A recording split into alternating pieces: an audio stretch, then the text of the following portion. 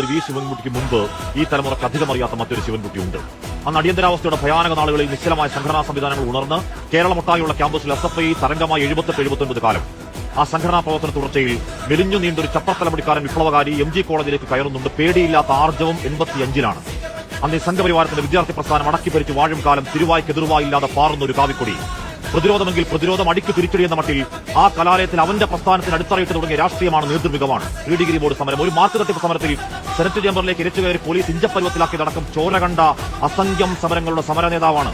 ആ വിദ്യാർത്ഥികാലം കഴിഞ്ഞ രാഷ്ട്രീയ തുടർച്ചയിലെ തലസ്ഥാന നഗരിയിൽ വി ശിവൻകുട്ടിക്ക് ഒരു വിളിപ്പേര് വീണു: നഗരത്തിന്റെ പ്രക്ഷോഭകാരികളുടെ രക്ഷാധികാരി.